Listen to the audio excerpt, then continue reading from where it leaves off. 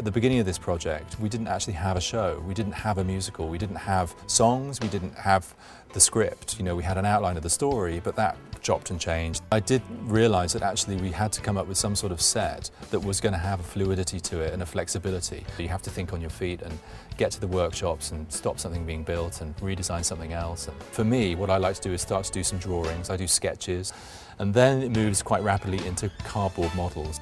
We use all of those elements, anything to communicate an idea.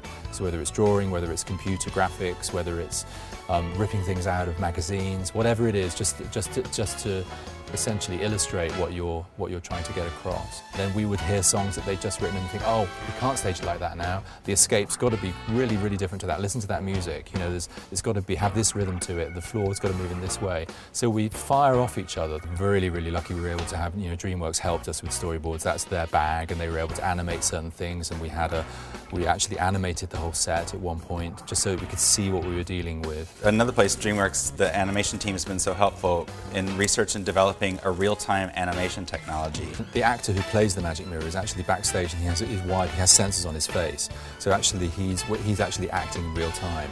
I'm doing a motion capture system that's never been done live on a Broadway stage before, so I'm using my voice to make the mirror's voice come to life, which is like doing a voiceover, but I'm also using my face to basically puppeteer the computer animation.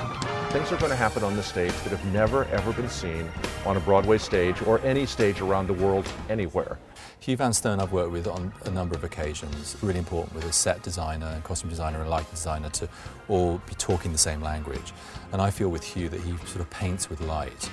Working with Tim, well, he's a nightmare, absolute nightmare. No, Tim is just a brilliant ideas man. Ideas come flying out of him, and so I spent a lot of time, I think more time than I've spent on any other show, in his design studio. We both agreed that there was the opportunity in Shrek for some almost rock and roll lighting, that it needn't be too politely theatrical. We've got these sliders at the side of the stage, and the idea is that these sliders are in the picture all night long. So we didn't want them to just be one fixed thing. Not only do they move, but they also, in our case, light up into different colours. The green portals at the edge of the stage are packed with, it's literally millions of LEDs, each one of which is individually controlled and mapped.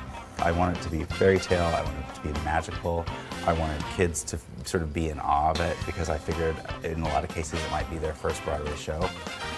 And to sort of feel the magic of what it feels like to watch the stage transform and to go on that journey with them. It's all about the transitions. It's getting from one place to another. And I think scenically as a set designer, you know, I think it's one's job to really try and get those transitions to work as magically as possible, to get the scenery to be as seamless as possible, almost treat it like another member of the company, like another actor. This floor is actually very, very tricky to work out exactly how it works in real life, but the premise is simple.